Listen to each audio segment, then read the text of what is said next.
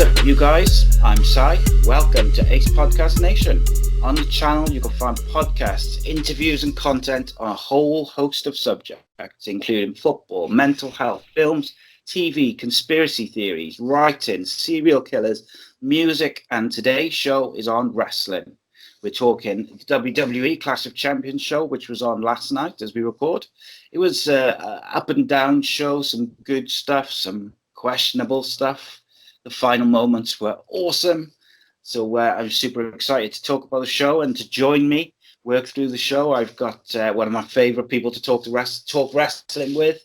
You'll find him featured at Post Wrestling, whether it's writing or interviewing people from the wrestling world. Today, joining me is Andrew Thompson. Welcome, Andrew. Glad to be back as always, man. Always a fantastic time. Yeah, we always have a good time, a good laugh. Last show we did was the NXT UK show, I think, wasn't it? Yep, the Takeover Carter. That was good. That was good. It was a good show. So we think we're gonna try and do these like the pay-per-view shows once a month or whatever. Well, it'll be 3 weeks now for Hell in a Cell. We're gonna do one for that. Oh yes, sir. You best believe it. Oh yeah.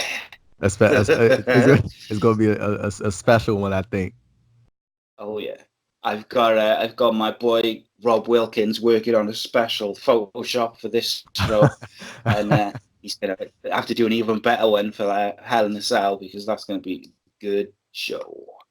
So, what are your overall thoughts, mate, of Clash of Champions? I think it was a good pay-per-view. It was a good. Like, I enjoyed all the matches for the most part. Like, the in-ring work portion of it was fine. I didn't really see any I see like there were a lot of like heavy critiques about the show, but I didn't really like see anything too absurd or too bad. Like, it was a good show, good pay-per-view. Yeah, I enjoyed it. There was maybe one or two things that I would have done differently from a booking point of view, but like the ring work was all good. It was enjoyable. I didn't get bored at any point. The cruiserweight match I was a bit disappointed with. But so let's get into it. The pre-show we had the cruiserweight triple threat. Drew Gulak won versus Humberto Carrillo and Lince Dorado. Drew Gulak, man, he's so good. He's so good at the moment. Yeah, this match was, there was some spots during this match, like you could tell like they didn't have like everything together. Well, it didn't come together as they probably planned for it to be. But at the end, I think the right person won. You got to keep the ball rolling with Drew Gulak. Like, I don't really see anybody on the 205 roster like right now that should take the title off Drew. So, that's just credit to him. There's no one is there who really is kind of there waiting. I think, and the disappointing thing for me is I've seen all these guys on 205 Live have awesome matches, and it just didn't quite click. There was a couple of missed spots and stuff. So I don't know. It just didn't feel right to me. But I wasn't bored. I wasn't like, oh my god, this is terrible. But I didn't enjoy it as much as I thought I was gonna.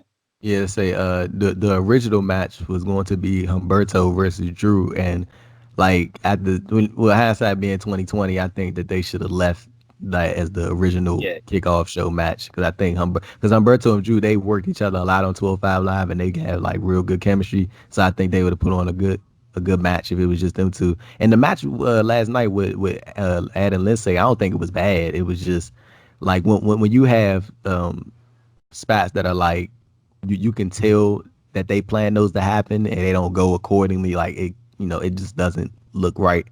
But it wasn't like it was like a horrible match. They just had some mistiming. They mess up, human. Yeah, and some of the moves they do is incredible. The speed they move at, the things they do. Sometimes it's just an off night, and like you say, it wasn't terrible. It wasn't like botch. It was just one or two little things were off. Gulak, so Carrillo nailed Dorado with the Aztec press, and then Gulak returned, knocked Carrillo out the ring for the rolling up Dorado for the win. Who would you take? Who would you build up to take the title off Gulak eventually? Well, just looking at the 205 Live roster, like thinking about who's on the roster right now, I would think like the Well, think about logical. the draft as well. Think about Oh yeah, if you're and going to include anyone. there was a interview that Triple H did with Newsweek. I think it was a week ago when he said that people were going to see 205 Live start to go under the umbrella of NXT. So maybe we'll start getting guys from the NXT roster that you don't normally see, like a Raul Mendoza or guys like that, or Angel Garza to start challenging for the cruiserweight title. But just looking at who's on the roster right now, I would say the logical person is Tony Nese. Like at the Yeah. on the most recent weeks of 205 Live, Tony Nese like sided with Drew Gulak, but I think he's just doing that as a way to get back in the title picture. So, I think that would be like a logical person if they were going to take the title off Drew. Yeah, I think if they're gonna because obviously Triple H did that interview, and then you get all the less reputable wrestling reporting sites who say, Saying "Oh, 205 205 is Live is being canceled. closed down," and That's not what he said at so all. yeah, That is it's not what he said frustrating at though, all. man, because they just twist everything, and it gives people like yourself and Sean Ross Sapp and Fightful or Post Wrestling or Wrestling. It gives those guys a bad name because they all get lumped in with the same people, and That's these they just guys that's they just doing for clarity. bad They service. all he said was that they were just gonna move under the umbrella. Like I don't think he meant it was 205 Live was done. I Yeah, just yeah, think that he just means that the way that NXT does things, you're going to see 205 Live start to do those same things, and you're going to see 205 Live guys on NXT. That doesn't mean that 205 Live is done. yeah. I think it just means that it's going to be under the NXT umbrella rather than the main roster. I think, isn't it? Mm-hmm. So I think I'd get Pete Dunne in there. I would. I'd have Pete Dunne because I think if you want to link it to NXT and have a reputable, cool champion, I think Pete Dunne having a nice 6-month run as your cruiserweight champion, defending it every week on NXT TV, that could be real good way to kind of introduce it to NXT TV. I I say I don't know how like the general public will react to that, but I definitely wouldn't be against that. I mean, I think Pete Dunne would give 205 Live that shot in the arm that it needs. Or Johnny Gargano could do it. I think Gargano could. I know a lot of people say Gargano is a world champion. He definitely is a world champion. Don't get me wrong. But him carrying the Cruiserweight title as a part of NXT, I don't think there's nothing wrong with that at all. And he will actually Yeah. bring more attention to it. Well, Triple H did a really interesting interview with Alex. I forget his surname, from someone from Talk Sport. Alex McCarthy. That's a yeah. And he said that they asked him about mid-card titles, and he said, like, I hate that term because it makes you sound like you're not good enough to go for the top title, so I'm just going to settle. Whereas if you look at the way NXT has booked the North American title, it's very much booked on the same level as the world title or the NXT title. So if they could bring in the cruiserweight title and do the same sort of thing with it, where you can have literally any guys go for it, top guys go for it, that could be really cool because, like you say, there's a lot of people who would fit in the under the 205 limit on NXT who could really, really elevate that show or elevate that title. But yeah, you're right. People would lose their mind, wouldn't they, if you started putting like Gargano and Pete Dunne in the cruiserweight matches? They'd be like, "Oh no, they're doomed." It is what it is. But we'll talk some more NXT at the end. We'll talk about the live shows. Live show starts Wednesday. The Wednesday Night Wars are coming. Oh yes, sir. Yes, sir. Yes, they are. Good It's a fun shit. time to be a fan, man. Oh yeah, it is. It's the best. It's the best time. I'm 38 this year. So I've been around a long time watching wrestling, and it's the most excited I've been since I was like a teenager watching Stone Cold and The Rock and stuff like that. It's the most where I just can't wait each week for certain things, whether it's the next NXT takeover or the next AEW pay-per-view or the Fiend, or it's the most excited I've been as a wrestling fan, I've got to say, for a long time. So the main event of the pre-show, that's what I call it, was AJ Styles versus Cedric Alexander. Now, before we go into this match, I've got to say I was really annoyed that this match was on the pre-show. Yeah, there's other matches on the main card. I felt like AJ Styles is one of your biggest stars, and he shouldn't be on the main card. He shouldn't be on the pre-show. Sorry, especially against a hometown wrestler as well. It just kind of rubbed me up the wrong way. It wouldn't be so bad if they built the pre-show up as a big thing, and it was like the main event of this. Like on UFC, on their pre-shows, they kind of build up to the last match, and that's like the main event of the pre-show.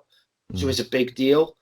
I wish the WWE would do that because they have so many matches. I'd rather have a pre-show of an hour or an hour and a half with like 3 or 4 matches on, or 3 matches and then a main event of the pre-show, so they feel important rather than roll in load of interviews which don't really matter, and the panel talking and the video packages which everyone's seen again, and you see them before the matches anyway.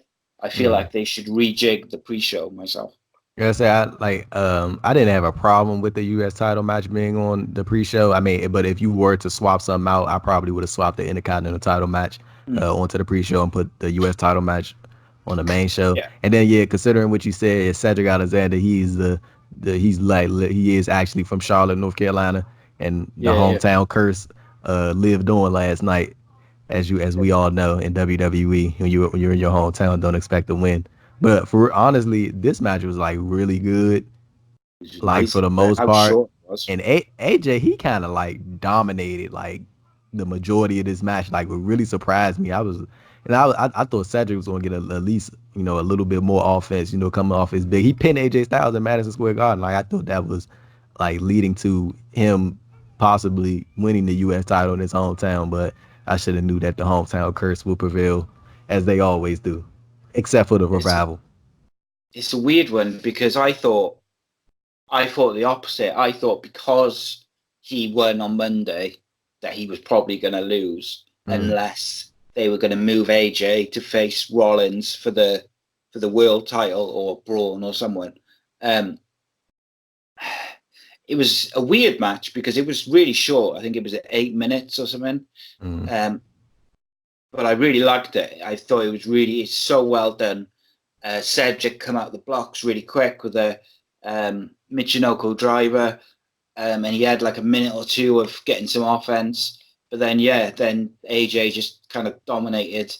And not only did they he had to hit him with a phenomenal forearm, hit him with a Styles Clash, beat him clean, and then called out his buddies to beat him up as well. So it was like kind of, they didn't just beat him clean, they brutalized him afterwards as well, just to make sure. I don't think this is the end of this feud. I definitely think Cedric is going to eventually end up taking the title off AJ at some point.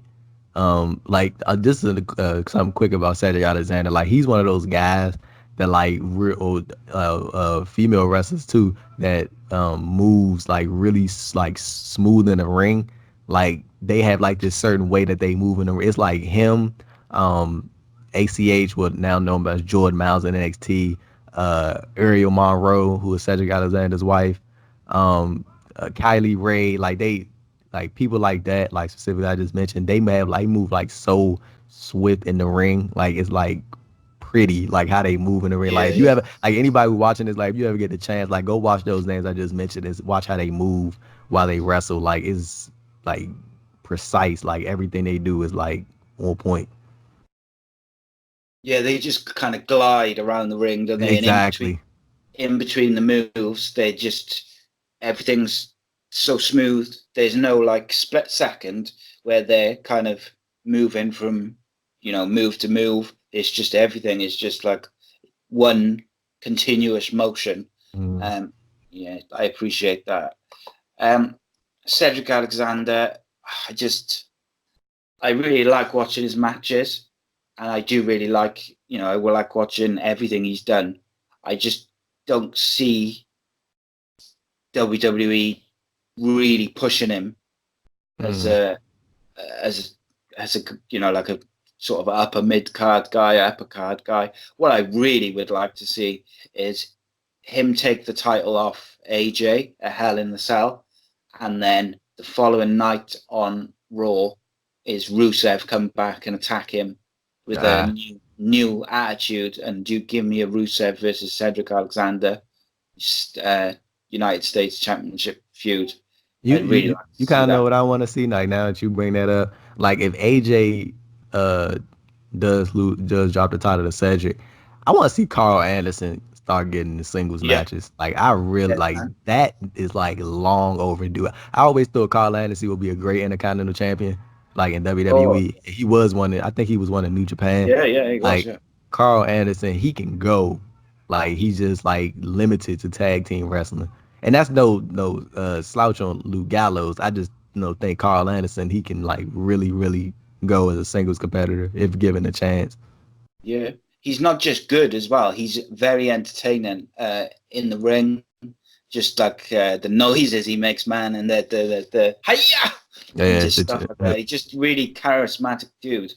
Um, and the last time when they had the run as the club initially, uh, Carl did a lot more speaking and promos than he's done this time around. Like yeah, this you time you around, notice that too. It's like pretty they much just like AJ. behind AJ. Like Yeah. I thought I was the only one who noticed that. Like they don't talk. Like Yeah, really. whereas before they all talked, and when they were with Finn, they kind of all talked. But I do feel a bit like they're in a holding pattern until Finn Balor comes back. I Mm, feel like they're kind of just trying to keep them strong, but don't want to put them in any kind of story because they're waiting for Finn to come back mm. and maybe do something there. Um, and I've got my plan of what I would do, but we had a question about it, so I'll save it for later. Mm. Um, Onto the main show. Then we had the Raw Tag Team Championships. Braun Strowman and Seth Rollins versus Ziggler and Robert Roode. I do apologize. New champions. First match of the show. What did you think of this one? Yeah, I mean it was a fun match. Obviously, I really enjoyed the match. I'm talking about like as far as the title changes. I definitely think that Robert Roode and Dolph Ziggler will soon be dropping those titles to the Viking Raiders at Hell in a Cell. I definitely think that's going to happen. I just think they're just transitional champions, and they were just a way to further build to the Universal Championship match later in the night. Yeah, I think either Viking Raiders or authors a returning Authors of Pain, maybe. Oh, what do I didn't think about that. You I know what didn't I think would like? I about would that. quite like to see a hoss battle between the Authors of Pain and the Viking Raiders, because like I said, like about Rusev and Cedric Alexander, if you gave them 15 minutes on a pay-per-view and just said go and tear the house down, they could have an incredible match. If you said to the Authors of Pain and the Viking Raiders, 10 minutes, just go and beat the crap out of each other and have a great match, they'd have a great match. I just wish sometimes they would let these performers go and give us some, not dream matches, but give us some different matches and some matches where, like I just said to you about the Author's Pain, where people have not just forgotten about guys who haven't been on TV for ages. You Mm. know, you got like Rusev, Authors of Pain. You know, Sami Zayn is doing stuff, not wrestling. Um, there's Zack Ryder. There's guys who can really put on good matches, good TV matches. So give us that instead of just nothing, because Mm. they've got what 6, 7, 8 hours of TV a week now, live TV. Use Mm. these guys to show what they can do and see who gets over, because you just never know who the audience will take to. Mm. And I feel like, or I like Sean Ross Sapp's idea of putting the Authors of Pain with Samoa Joe. I feel like that could be interesting, particularly if they go down the kind of trios route. Mm. Um, so, what do you think about my idea then? When they split the brands exclusively now, when SmackDown goes to Fox, having, say, one brand have normal tag team and changing the other tag team title to a trios title. Maybe the Raw titles to a Raw tag team titles become a trios title. I think a trios title sounds good, like as an idea, but like when it happens, it won't be as like good as people may think. Cause like I think you see how like it's just now the women's tag titles are just like now getting off like the ground a little bit. Like people like as an idea, it sounded really really really good and people were really excited, and then it took forever for them to like finally put some some prominence behind the titles. And the trios titles, I feel like it would get to a point where they would start forcing trios instead of like people naturally coming together and like in a story that makes sense. Like I feel like they would just be pairing random people, like how they're pairing Bobby Roode and Dolph Ziggler together. Like I can see that. It would become like just a trios of random teams. Also, you could put, like, say it was Raw, because Raw's 3 hours. You could, if you moved your stables to that, to Raw in the draft, so you could have the Club, the New Day, Undisputed Era. You could have Samoa Joe and the Viking Raiders. If Daniel Bryan's going to be with Harper and Rowan, put them in there. And if you have those guys all on the same show, then suddenly that division looks pretty damn good. But just for something different, I think. I'm a big fan of stables, me. So, any excuse. But yeah, I thought this match was good. I really like Bobby Roode's work. He's a very, very good wrestler. And I thought he would do really well on the main roster. Man, I just like Steve 3 would do well on the main roster because every they kind of time made for it. I say every time I see Bobby Roode on the main roster, like on Raw, I always think about a couple years ago when he was in NXT and just how over he was, and the theme song, like the thing, he still has the same theme song, but it's not it's not the same, man. It's not the same like as he was back then. Like he was so over, and like I just wonder like what went wrong. Yeah, and he's got like a main roster look and promo style. He wrestles like a main roster wrestler. He seems to have everything, but they just don't seem to fancy him. The other thing, I would have put EC3 with Robert Roode rather than Dolph Ziggler because I think that makes more sense. That would have been a way to get EC3 on TV. That'd have been nice. Yeah. And I think they've got like that similar, what I just said about the look and the promos and the work. It's all kind of quite similar. Whereas Dolph Ziggler is a bit more like quicker and different ring style. But I do quite like Robert Roode and Dolph Ziggler together. And I'm glad that Robert Roode's got something to do. The end of the match, Rollins misses a springboard move. Robert Roode lands a spine buster for a near fall. Roode sets up for the DDT. Strowman knocks him into Rollins accidentally. Roode then hits the Rollins with the glorious DDT for the win.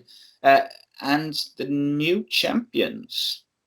We're going to see where this goes from here. I think they still drop the titles to the Viking Raiders at Hell in a Cell or on Raw. Yeah, I think I'd quite like to see a tag team tournament.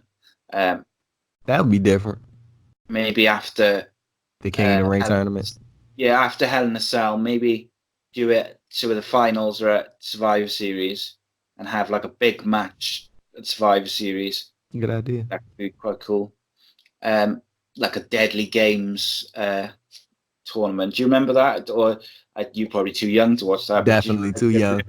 Definitely too young for that. Jesus, show my age. Do you know what I mean, though? I know the Deadly Games are. And it sort of culminated at Survivor Series, and I feel like that could be quite cool. They did a interview with Strowman straight after the match backstage. He says it was Seth Rollins' fault, and he's going to win his title, basically. Next up, we had the SmackDown Women's Championship with Bayley versus Charlotte Flair. What did you think of this? Because I saw a few people on social media having a bit of a moan about this. I liked it for some reason because it's like I really liked it. it's continuing like because Bailey's not a heel, but she's like not she's a baby face, but like it's like she's stuck in the middle, like she doesn't know what she is, and I feel like Sasha coming back has really changed her like character wise, and it's like interesting. So I'm like, what I'm really interested in to see if they split Bailey and Sasha up in the draft. Like that's gonna be really interesting because I wonder how that's gonna affect Bailey's character. Like now that she doesn't have Sasha around anymore, like is she gonna go back to how she was post WrestleMania? And there was nothing wrong with Bailey post WrestleMania. I feel like now she's just taking that next step and she's becoming way more interesting. She was already interesting before, but like now, like adding the Sasha element to her and her questioning her character is like, well, more so other people questioning her character, and she's like, no, I'm just acting the same. I've been this way. But little does she know that Sasha is affecting her storyline wise. So it's cool to see, Bailey doing her thing. And as far as the match goes, I don't think it was nothing wrong with it. Like it fit well with the story, and it just advances Bailey as SmackDown Women's Champion. So maybe they'll do a rematch at Hell in a Cell with Charlotte. Yeah, and I think the way they did the finish means that they could not carry on. If they want to keep the title on Bailey, but they don't want to beat Charlotte, they could move on to something else, but then come back to it. Or if they want to carry on, they could carry on because she kind of cheated. What I like about it is that her character hasn't really changed, but it has. Mm-hmm. Like she's kind of like she's loyal to Sasha, so it stayed the same, but she's doing anything she can to win, which is obviously different. She was more aggressive after WrestleMania, which for me made her character more interesting because you felt like it was leading to something. You felt like there's a big difference. She's being aggressive in the way she's wrestling. So what are they going to do with it? And obviously Sasha came back and she turned. I've got this theory that I actually think that Sasha Banks is going to turn on Bailey. And we get that match of Survivor Series. Yeah, I think she's going to take. I don't think Sasha will beat Becky.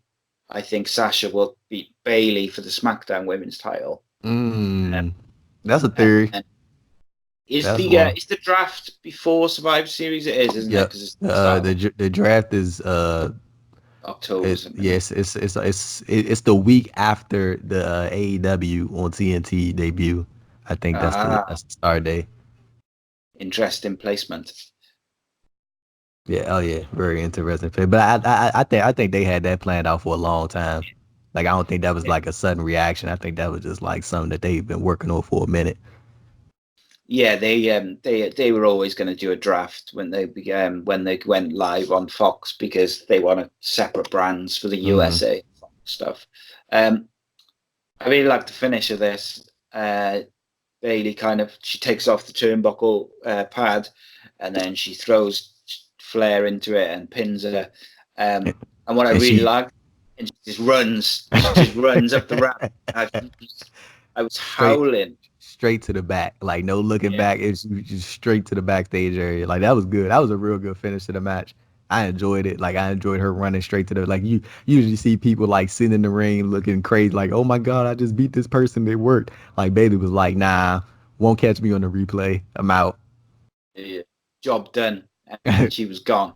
Exactly. I like that. I also like that Charlotte she didn't freak out. She wasn't like pretend sad and this, and she was kind of like, oh yeah, okay. She laughed it up. She was like, you cheated. All right.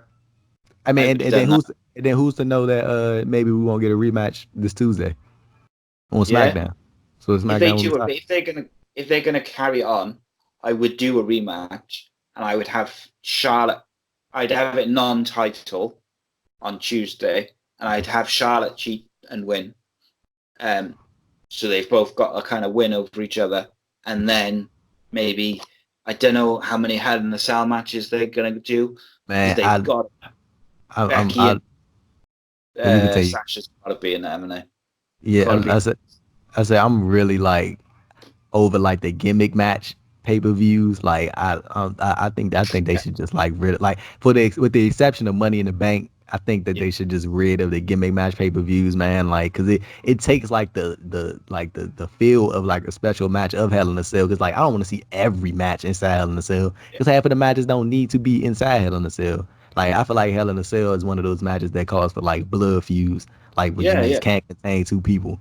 Like now you just throwing anybody in Hell in a Cell just for the sake of throwing. It's like, oh, I hate you and I hate you too, so let's go inside Hell in a Cell. Like it's, you know what I'm saying? yeah. And like, so like, for instance, as much as I can't wait to see the Fiend inside this Hell in a Cell, realistically, that feud has only started this week.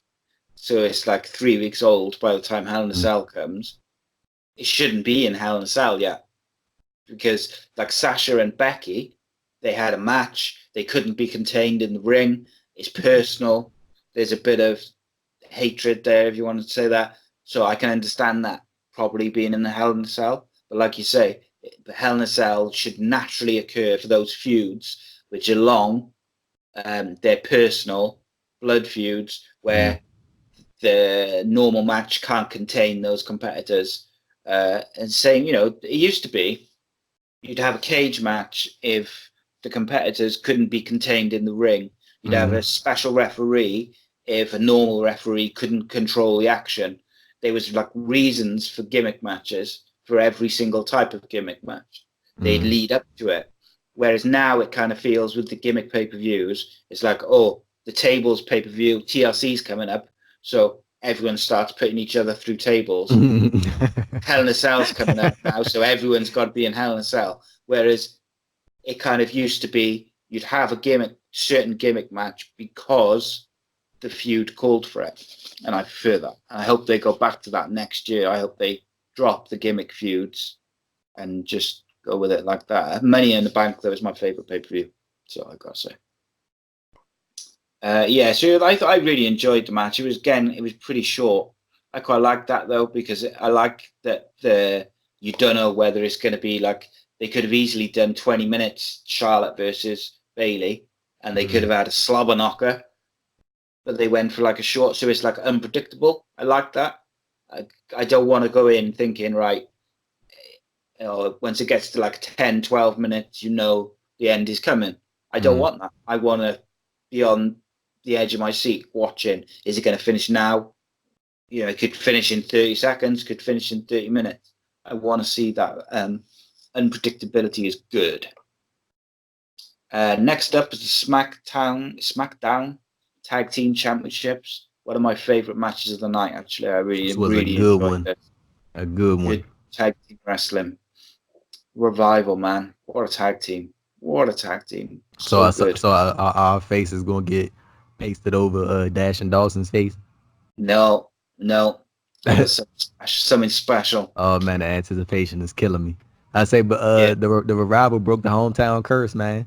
They won it for the North Carolinians tonight. I mean, last night And the only North Carolinians who didn't get cheered as well, for sure, which was interesting, for sure. which shows how good they are as heels. That Mm. even in their hometown, they didn't get any cheers. I didn't hear any.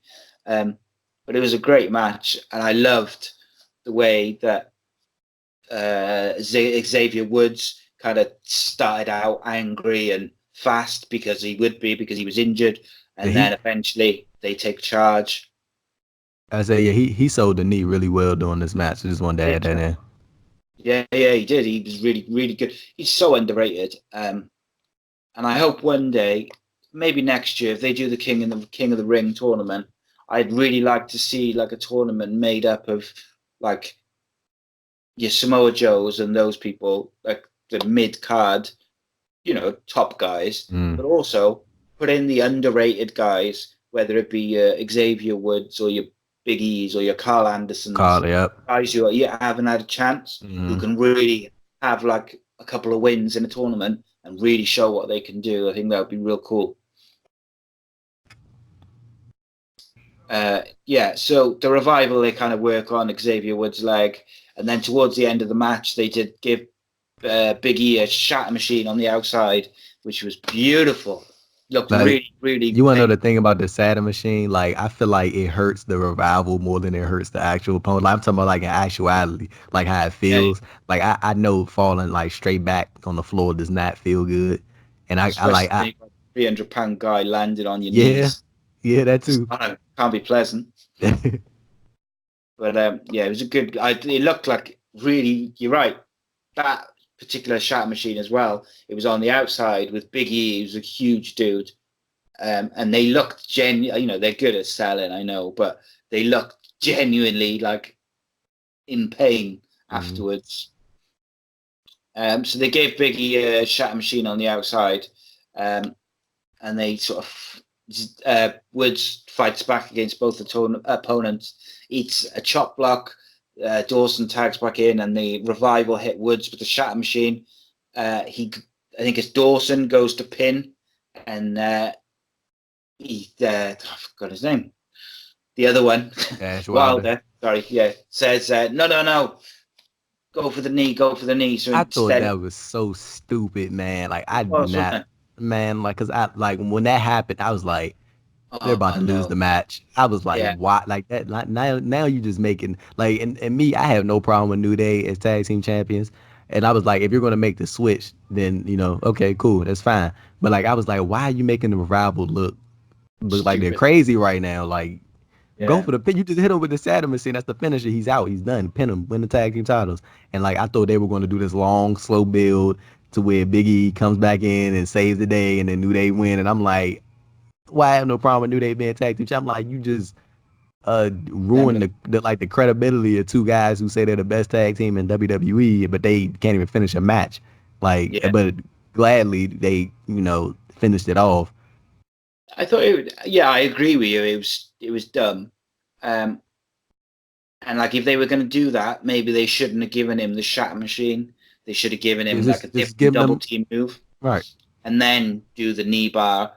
And like, I like that they did. I like that they finished the knee with the knee bar because it matched up with the story, and it gives them that kind of evil edge as well. That they wanted to really hurt him, so that progresses them as heels. And their promo afterwards, they got real heat as well, which that side of it was good. I can understand kind of why they wanted to finish with the knee, but don't give him the shatter machine first because you look dumb. Yeah, I did not like that ending at all. But I made a Revival as SmackDown Tag Team Champions. That's interesting. So I'm guessing they're gonna be on SmackDown now, and maybe the Usos go back. Well, the Usos were already on Raw, right? As a full-time team. Yeah, they got before they took times off. Yeah, so maybe the Revival permanently on SmackDown and Usos permanently on Raw. That'd be cool. Yeah. So speaking of the Usos, I wanted to ask you. Just thought of it then. So in this country, like, drinking and driving is really like frowned upon because people die, don't they, and people get hurt. But it doesn't seem like a DUI. I just see people get them all the time, like wrestlers and celebrities. Is it not like frowned upon by people generally? It's definitely frowned upon by the general public. I don't think anybody likes like people who drink and drive because you can kill somebody like that. I know people say, oh, people can end up hurt. Like, well, the first thing that comes to my mind when somebody drinks and drives is that you probably took somebody's life, which is never okay. And like, I mean, you see situations like this most recently with the Usos and Jeff Hardy. They had the thing about Jeff Hardy somewhere in Myrtle Beach, like he was in a stairwell or something like that, and he had the two incidents with it was Jimmy Uso right now. I know it was Jay Uso. Was it Jimmy or Jay? Jimmy. I think it was Jimmy. Yeah, Jimmy had the two incidents with him. I think like the reason it like looks bad per se is because the way that WWE handles it. Like with both both Jimmy and Jeff Hardy, because they just say what they do on their own time is basically their business, and with basically saying they're grown men, they do what they do. And I think I think people want like more out of that, maybe like a program or some type of repercussions. But maybe that's what people are seeking. But it's definitely frowned upon. Like, I know it probably doesn't seem like it just because how it's handled. But I think it is. Definitely not something that's okay. Yeah, I think, like, for me personally, I'd like to see the WWE say, that's not okay. They could kill someone. People get hurt and use it as a or they harm themselves. Yeah. They could, you could do so much damage by drinking and driving or taking drugs and driving. And I feel like you're right. I think that's what it is that was bugging me. It's the way that the WWE kind of washes their hands of it, don't they? And they say, "Oh, it's it's their problem, or it's what they do is what they do." Yeah. So, what do we think of the Revival as champs? I think I never have a problem with the Revival as champions. Like when they were Raw Tag Team Champions, I think they're really like they're a throwback classic team. They work real good in the ring, work with anybody, good on the mic, and you could basically plug them in anywhere. The only thing that I just want, like, treat them as legit tag team champions. Don't have them go out and lose to makeshift tag teams, because that's what happened to them last time. Like, build these guys up as legit tag team on SmackDown Live. Have them run through a couple tag teams. Build up your SmackDown tag team division. Have them beat guys like Heavy Machinery. Make people believe that Heavy Machinery can beat the Revival, then have the Revival beat Heavy Machinery. Like, that's what's going to make the Revival be over the top as a tag team.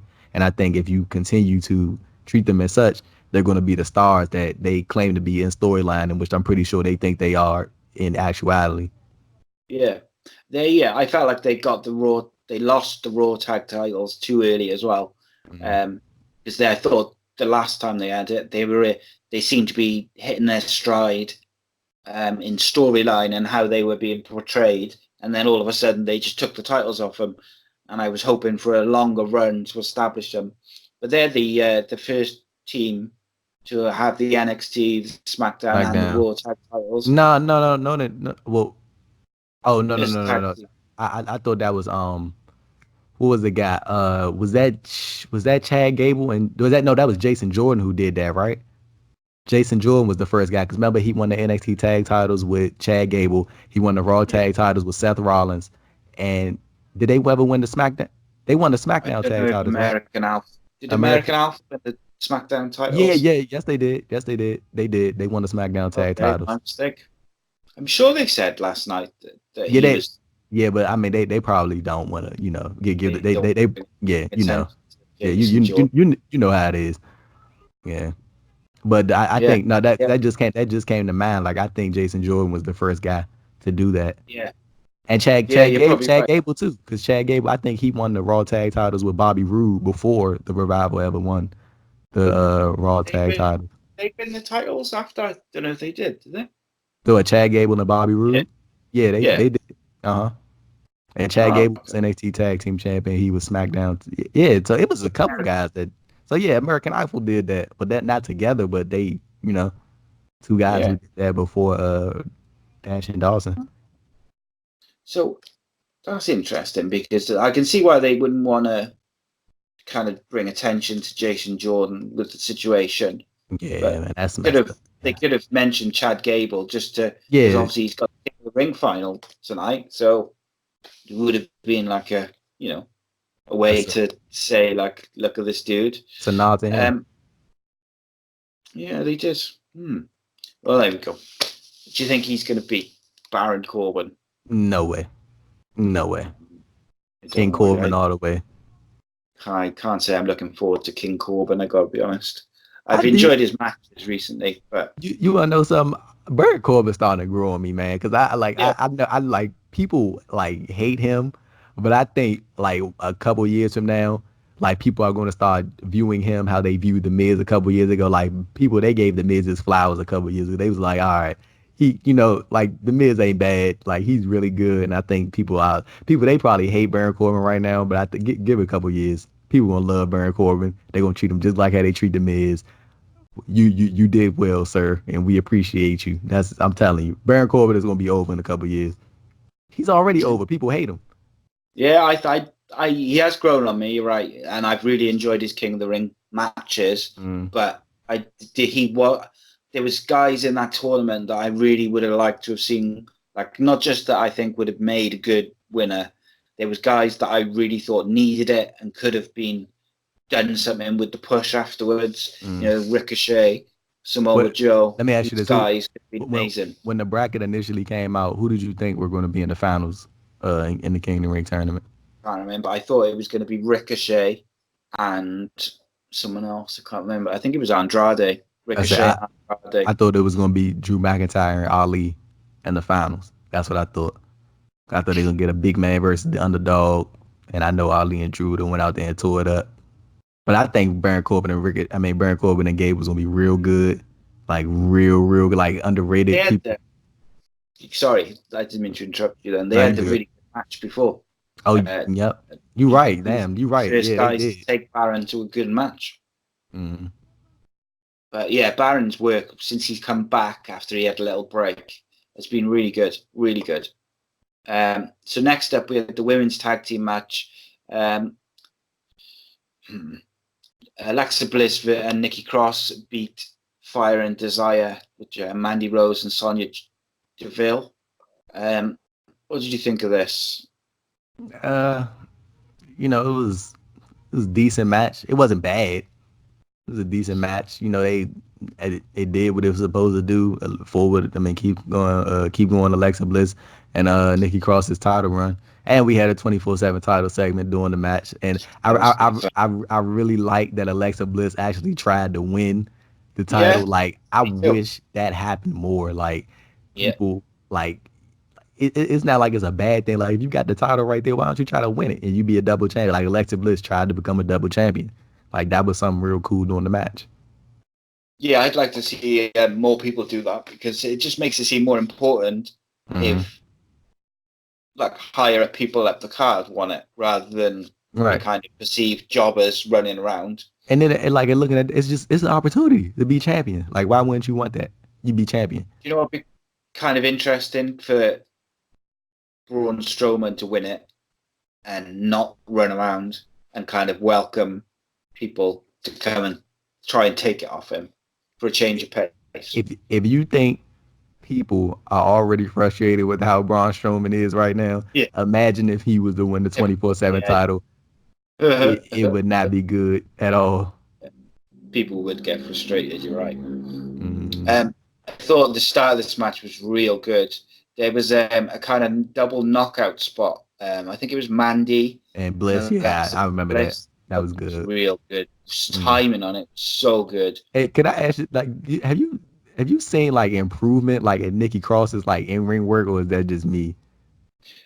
I think I've always thought she's good. I think she looks a bit crisper now, and I think part of that is because just the difference on the main roster and NXT is just in particularly. I think there's more of a difference in the women's work from main roster to NXT than the difference between the men's work. So I think sometimes the men find it easier to make the transition. Only, and I think she's good worker, but I think being with Alexa Bliss has helped her. Oh, definitely, It's got people definitely. to care about her. I know people Um, probably don't want to admit that, but yeah, definitely, yeah, like it's true, isn't Alexa it? Bliss has definitely enhanced Nikki Cross. Definitely. I think it's helped Alexa as well Oh because yeah. I think they've wanted to turn Alexa face for a Mm, while, but they haven't been able. They just haven't been able to find the right way. right. Do you think Alexa's going to stay as like a baby face, or do you think she will turn on Nikki Cross? I think once the draft starts, they'll probably have Alexa go back to being a heel because that's what she's naturally best at, in my opinion. But I'm enjoying her face run because now she's more like her in ring work is not like what it was previously, which I wasn't that fond of, and now it's like she seems to be like honestly like you can tell when people are like having fun in the ring. Like that's kind of what it seems like her and Nikki Cross are just having fun, like doing what they do. Yeah, But I'm also interested to see like, okay, once the brand split starts, how do they go about the women's tag team titles? Because I know that I'm pretty sure that they probably won't they probably won't want just people just appearing on brands and stuff like that. So I'm very interested to see how the women I tag titles are treated. I would like to have seen. I think I would have liked Fire and Desire to win this match. I really like them as a team, and I really, really want to see what Sonya Deville can do if they As a let her singles run, push. Yeah, because I think and she's got real potential. The worst thing you that preaching happened to the to her, choir, brother. Ronda Rousey, was the worst thing that happened to her. Because I think if they hadn't had Ronda last year, she probably would have got a good push. Yeah, But because her but gimmick is MMA, and then you but bring in the biggest MMA star in the world, it's kind of shits on your parade. Yeah, say like I think that was kind of good for Sonya though, like in a way, like to ditch the MMA thing because now, like you see her now, she's she's sporting the pride flag and she's being more herself, like her real who Yeah, she is as a yeah. person, and that's good for her. Like it's like now it's no boundaries, like she just is who she is, and if you like her, you like her, and if you don't, you don't. Like I think Sonya's bound for like a women's title run in the future. Like I said that on Twitter as the match was happening. Like Sonya, she's gonna be champion one day. Like it might not be this year, it might not be next year. She'll be champion one day though, definitely. I would love to see her have a proper feud with Mm. Bailey. So if they split up Rose and Deville in the Mm. draft. Oh yeah, I think Mandy's definitely gonna get a singles run at some point like that. So yeah, That's happening. so put Mandy on Raw, Deville on SmackDown, and you give me Deville versus Bailey for a feud because where Bailey's been real aggressive, they could have a real good strike battle, real like blow for blow, and I think Mm. it could be good because Sonya Deville's work is sweet. Her strikes are so crisp. I really enjoy it. Like her striking particularly, but all her work, I really a big fan. Um, I just feel like she's one of those. There's a couple, all over the place, all over the rosters, which they just need a chance to show what they can do. And I feel like while she's with Mandy, because Vince loves that kind of the blonde, and she's always kind of in the background. Not in the background, but the focus is very much on Mandy a lot, in their stories as well. It's kind of Mandy doing stuff, antagonizing people, and Sonya's just there. Whereas I want to see her be the focus of, the story and have her own feuds and stuff. See if it might not work, but see what you've got with her. I agree. Oh yeah. So next, just for the end, Rose and Deville nailed Bliss with their finisher for a near fall, but Cross tagged in, leaped off the top rope, attacked Deville. Rose missed the knee strike, and Nikki Cross hit the top rope, assisted spinning neck breaker for the 3 count. I got to say, that near fall towards the end, where they hit their finisher, and Nikki was on the outside, and she kind of runs in. The timing on that was beautiful because it was like 2.5 2.99999. It was like Mm. so close to 3, timed to perfection. And they did sell me a ticket. I thought they had won. And I really liked their finisher as well. It's similar to DIY's, but that bicycle knee Yeah, from Mandy Rose, it's like real what good. Kyle O'Reilly and Bobby Fish do with the Yeah, yeah, I think it's called the Redragon, right? yeah. Yeah, But it's like Mandy's bicycle knee is really good. mm-hmm. Really like. Next up, we had the Intercontinental Championship. Nakamura versus Sami Zayn, with Sami Zayn versus The Miz. Sami Zayn was the star of this show, I think. He was hella annoying. Like he Yeah, that I felt like they tried to like do what Leo Rush did for Bobby Lashley.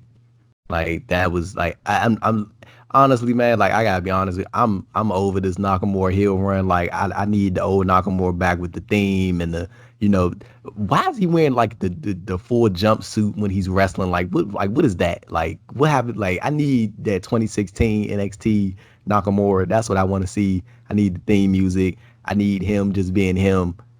Like I'm done with the heel stuff for Shinsuke. Like I'm over it, and I'm done with face Miz. I need Miz to go back to being a heel, and I need Nakamura to go back to being a baby face.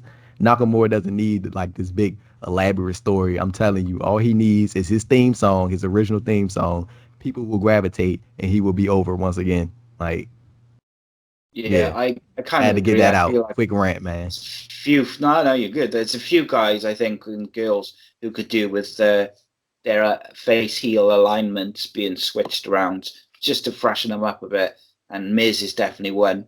I feel like Nakamura's probably one as well. Like I agree with you. I thought Sami Zayn was going to attack him actually at the end of the match. After they sort of give him the belt, Nakamura kind of went towards the ropes to hold up the belt, and the camera focused, and you could just see Sami Zayn stood behind him, wasn't doing anything, but I just thought, here it comes, and it didn't. But I'd quite like to see that face Nakamura versus Sami Zayn for the Intercontinental Championship, because they've got a ready-made story from NXT. They could have great matches, and I want to see Sami Zayn get a proper feud and push.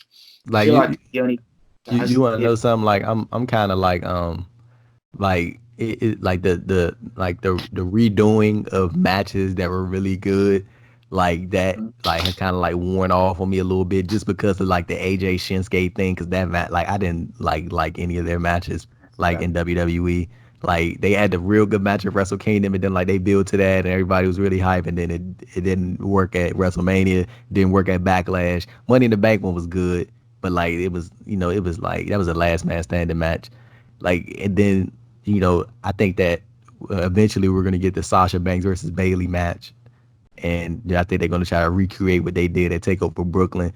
Like, I don't want to see Nakamura and Zayn, because I feel like it's not gonna live up to what we saw at Takeover Dallas. It's like the same thing like with Walter and Tyler Bate. They faced off at Hello Wembley in September.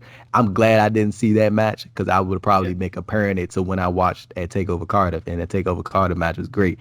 But I don't know how they did at Hello Wembley, and I'm guessing that was great too. Like, it's just like it's kind of weird when you see these matches that were really good and they try to recreate them, and then they're not as good, and then you're like, damn, like what was that? Like, why wasn't that like the other match?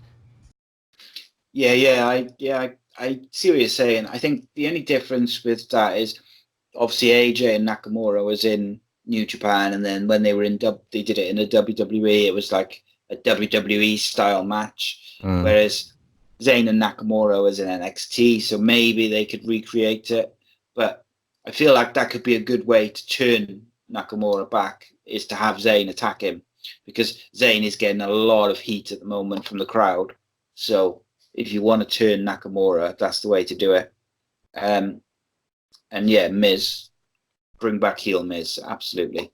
Nakamura, Zayn distracted the Miz. Miz just looks like an idiot, like stupid babyface syndrome, and where they just make their baby faces look like stupid, like they don't see every week the heels distracting the faces to lose the matches. It's frustrating. And then he hits him with the Kinshasa for the win. Raw Women's Championship, Becky Lynch versus Sasha Banks. A banger. I love this. Interesting. I love it. How they got out of the predicament they put themselves in. Yeah. I mean, I think it was good, man. Like, you don't want to have Sasha lose. You don't want to have Becky lose, like, clean. You don't want to have Sasha lose clean. Before was the feud.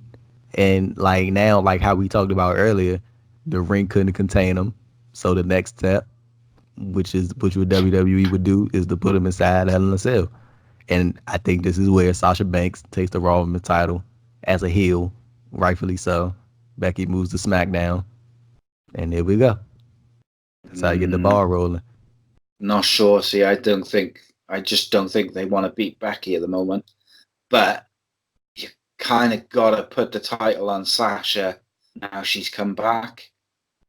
It'd be interesting what they do, because I don't think they want to beat Becky at the moment going into Fox. She's everywhere on TV and interviews and talk shows. I think once WWE 2K20 comes out, then they'll beat Becky. Like, I think it's like you like, I mean, like, just bit, like, looking at it from a business standpoint, like, if somebody's on the cover of your video game, I'm gonna obviously have them be champion. Like, I'm not gonna like be like, oh yeah, they lost the title, but here they are in the cover. Like, I'll at least wait until the game comes out and then be Becky. Or like, I know Becky's on a lot of promotional stuff for the Fox. So for Fox on SmackDown. Yeah. So I'm thinking she's likely going to be on SmackDown. That's why I think Sasha's going to beat her for the belt. Yeah, I got a feeling that 2K20 comes out around the same time as the Fox. Yeah, it's like 2 weeks. 2 weeks or so. I think it's before Hell in a Cell. So, yeah, you might be right. Yeah, so WWE 2K20 comes out on the 22nd of October. And when is Hell in a Cell? I think it's the 6th. The 6th? So, it's like 3 weeks. Oh from yeah. now. Oh damn. All right. Damn. Yeah, you're right. So I think with the 2 week, see, do they want to take the title off Becky 2 weeks before But I mean, the that date? draft. The draft is the following week, so I mean, like I think you got to make a move. Like if you're gonna do it, you got to do it. And I don't think it's really gonna hurt Becky because I mean, like you could arguably say Sasha is like up there in terms of popularity and fandom. No, Like people love Sasha Banks. Like, oh yeah, and while we talking about Sasha, did you happen to catch her Chronicle series? I haven't seen it yet. No, I've Man, heard it was pretty good. you gotta go watch that. Gotta go watch. Like, I'm so glad I watched that. I watched that after her match, cause like I try to like buy into the character. Like I try to like believe in the character, like just for the fun sake sometimes. But Yeah. like when I watched that, man, I was like, man, that woman loves professional wrestling like none other. Like you could just tell, like it makes her emotional how much she loves wrestling, and it tore her apart. Like you could see like the various parts of the documentary talking about why she left after WrestleMania. Like wrestling was killing her, man. Like mentally, like Yeah. she was gassed, and she said like one of the things that she said she started to become depressed after like really depressed after the Paige thing when she accidentally heard Paige and Yeah. Paige can't wrestle. She said that did it for her. Like at that point, like she was like just gassed out, and then like after WrestleMania, when she said when she got to WrestleMania, she didn't even feel like it was like a big thing. Like she was just like I can't do it no more. Like I'm done. And then she addressed the rumors about her being on the hotel floor crying, and she shot that stuff down immediately. So She's not gonna say that though, is she? I don't think on a WWE produced oh yeah, documentary. yeah, yeah. That's a But fair point too. That's a fair but point. yeah, I've heard it was really good. I think I feel for her in a lot of ways because her booking has been not ever since she had that feud with Charlotte where Mm. they went back and forth Flip with the flop the title. title, Mm. and then from almost after that feud ended, she's kind of been very stop start, and then she had the tag titles which they really wanted and they were looking forward to, and they'd really pushed for, and thought they were going to have a long run and really cement the titles, and then they took them off at WrestleMania, and I just feel like her booking probably didn't help with her happiness around wrestling, but she does seem revitalized because this was real good. It started off as a match. Um, they bring a chair in. Becky hits the referee with the chair. The referee's out, and then they just roll all over the arena. Some stiff shots, Mm. real tight and snug shots all the That's way how it's around. supposed to be. Like that's exactly how this match is Oh supposed to yeah, be. It's supposed to be rough. Like I think it was good. excellent. I enjoyed it. And the thing is, when you're doing a brawl like this around the arena and it's personal, it's got to be snug and it's got to be Gotta stiff. be. Because if it's Mm. not, it just doesn't look right, and you don't get the feel for it from a character point of view and a personal point of view. It was good. Next up was the WWE Championship match between Kofi Kingston and Randy Orton. My I feel, least I, favorite I feel like, segment like of me it. and you gonna have some varying opinions on this one. Yeah, it's my least favorite match of the night. This one, I did The not enjoy it. Okay, so just the general. Matter of fact, I'm gonna let you go first. I'm gonna hear your thoughts about the match. Um, from a technical point of view, fine. They, Mm. they are what they, they're both very good technically. Kofi and I just feel like Randy brought Kofi's family into it, and they began Mm. the match with a lockup and wrestling holds and stuff. And I felt like Kofi should have, especially with when you add in the revival injuring Xavier Woods and Randy Orton's allegiance with them, I felt like Kofi should have started with, really going at him, trying to punch him and strike him, and I felt like it was a bit slow and it went a bit long. Mm. Um, I didn't hate it. It was just I didn't really get into it that much. Right, Um, which I is like fair. that. I like that he went for the punt after towards the end Mm. because I missed that move. I used to love that storyline with the way he was going around punting everyone, and then he hits him obviously with the Trouble in Paradise for the 3 Mm. straight. They can't carry this on, can they? Surely. Oh, nah. This is it. Like, this needs to be the end of this. Like, I think the whole point of this was to show that Kofi could overcome Randy. What was that, 10 years ago in MSG? I mean, or 10 years ago when Randy started the stupid, like, he was seriously calling Kofi stupid and, all that stuff. So, I'm going to get into this real quick. This guy say this, right? Okay. So, the match itself was fine.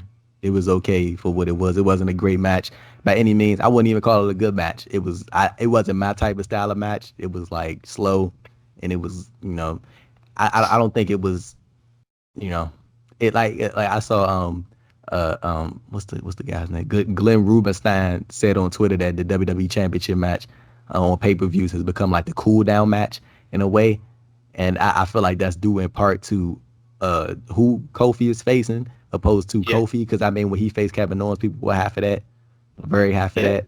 Like I just think that continuing the Randy thing is not help Kofi at all.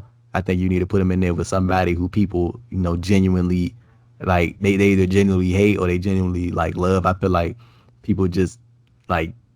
I like Randy Orton without the belt, like the I don't care version of Randy Orton, like he just does whatever. Like I like that Randy Orton a lot. But okay, so on the other side of this, obviously, people should know that there's like so let me just go ahead and say this. Kofi is the second black WWE champion that we've had in history. First African born champion. A lot of people like there are a lot of coded people on Twitter who on social media who say they are tired of Kofi as WWE champion. What they're really saying is they're tired of this black man as WWE champion. And that's just what it is. Yeah. Like no sugarcoating. That's what it is. Me as a black man, me saying this fellow black man as a world champion of a company that's only had 2 in its history is very strong to me.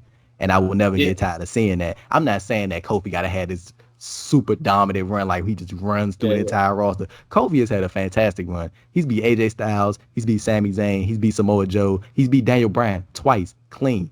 Like Daniel Bryan is I love Daniel Bryan. Daniel Bryan's like one of my favorite wrestlers. But when I see this black man having a great run as WWE champion, and we only had 2 in history, first African born champion at that, I'm not getting tired of that. Like, this is something I want to see because this is good as far as representation goes, because it's showing other kids, other black kids who are growing up like, hey, maybe if I want to be a wrestler, maybe it's not too far out of my range.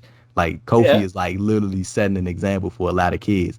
And I just wish a lot of people who say they want Randy to be champion would just come out and say what you really want to say. Like, don't code that. And then the thing is, people say, oh man, Randy should have won the championship. It's like people remember in 2017 when Randy beat Bray for the WWE Championship at WrestleMania 33. People hated Randy Orton for that. They were literally begging WWE to take the title off Randy following WrestleMania, to the point where people actually started cheering Jinder Mahal to beat Randy Orton, and then they literally asked for Jinder Mahal to beat Randy Orton. He beat him, and then they booed Jinder. Like, you asked for this. You asked for Jinder to beat Randy because you literally begged for somebody to get the title off Randy because Randy was that born. They don't want Randy as WWE champion. You want this black man to not be WWE champion. And like, I would rather people, I know that's not the case. I'm not going to say that's the case for all people because I know that's not the case. Some people just genuinely tired of Kofi Kingston's title reign. Ain't nothing wrong with that. In my point of view, I'm not going to get tired of it because it's bigger than just this in-ring stuff. Like, to me, it's bigger than that. But absolutely. And then like, just to say it again on another side, I know people like, some people just genuinely are just tired of the run. And there's nothing wrong, but I get bored with people's runs all the time. And like, especially in this generation, with the current generation of wrestling, we don't have that tolerance for like long title runs. Like, like we just don't. Like, we want to see quick, new, want to see the fresh thing, what's hot right now, strike-wise hot. And, I'm on this side of where it's bigger than just the story and just the wrestling. Like, it's way bigger than that.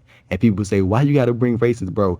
That's what it's about. Like, when Kofi won the title, for the majority of African Americans, this was something big as far as wrestling fans goes. Like, this was not something just, oh yeah, he won the title, great moment. This was big. Like, dude, this is the second black WWE champion. This company has been around since what? Like the 50s, the 60s, or whenever. Yeah, it's been around forever.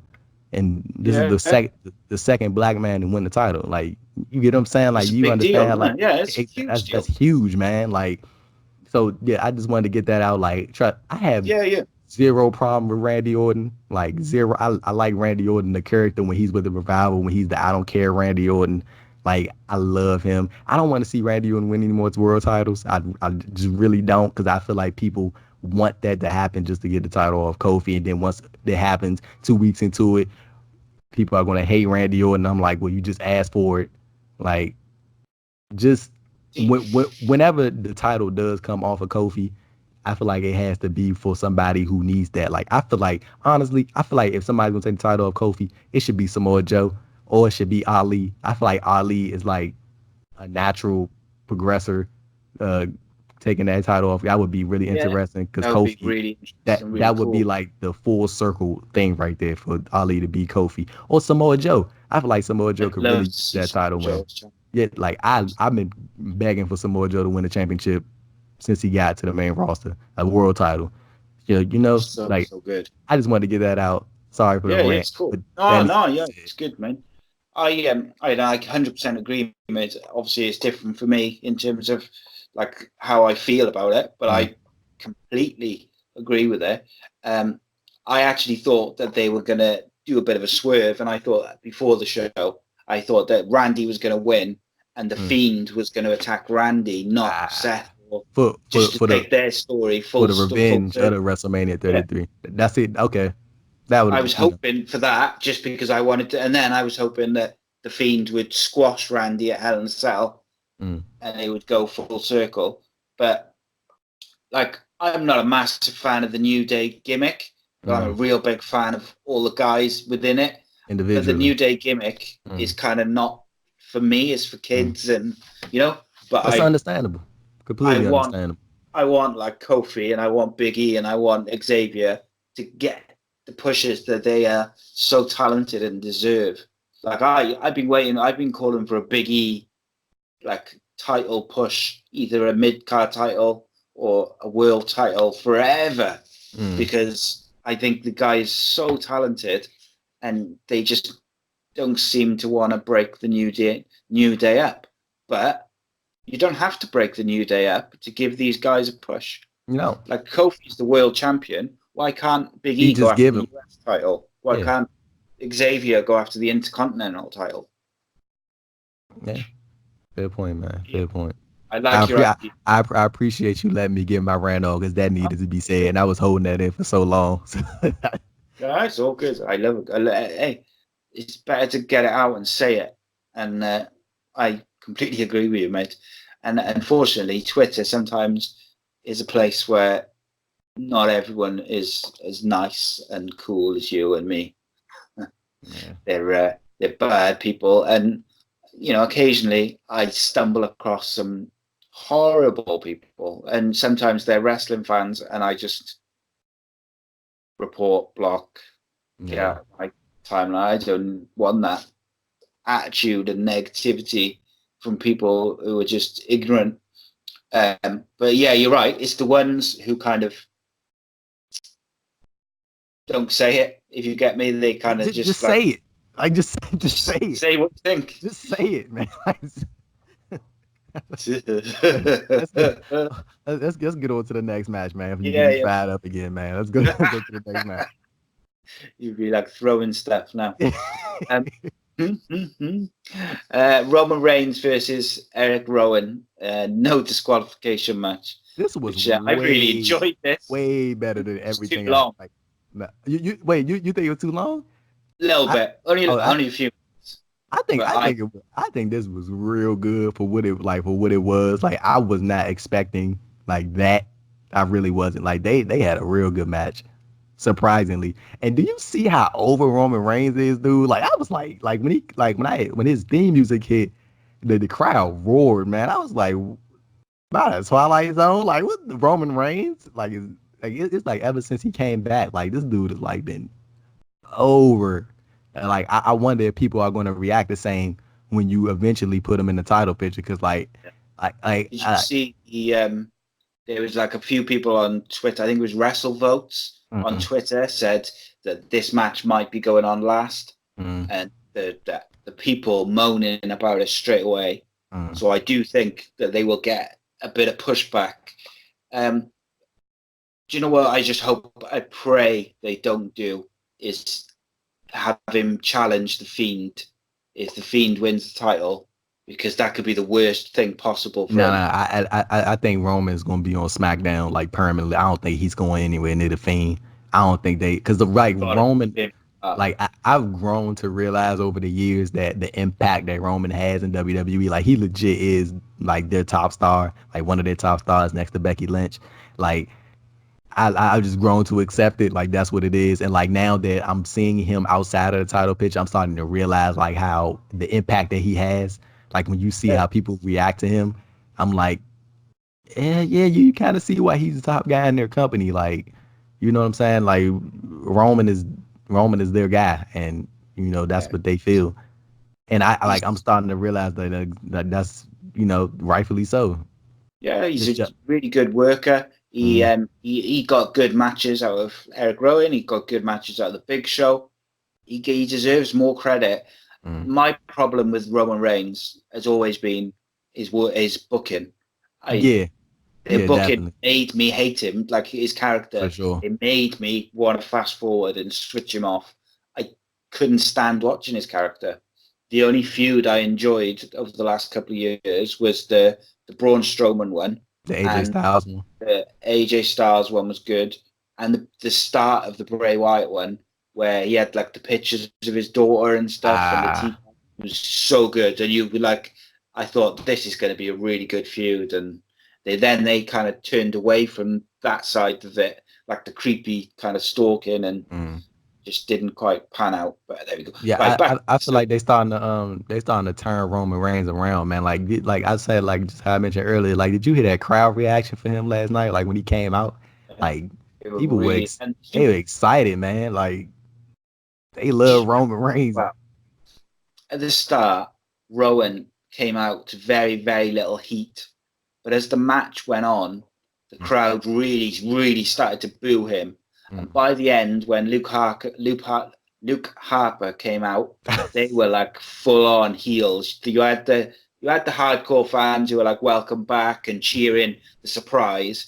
But by the time they had done their double team move and he hit the claw and won, and they were both kind of stood with their arms raised, it was booing, which I think says a lot for Roman Reigns as well. But Rowan went from no heat to being booed by everyone really loudly at the Mm. end, because Roman Reigns, he turned that round in many ways. But don't get me wrong, I really like Eric Rowan. I really like he changes his moveset. I really like that he's improved loads. And I really like that Luke Harper's back. It is great to see Luke Harper, man.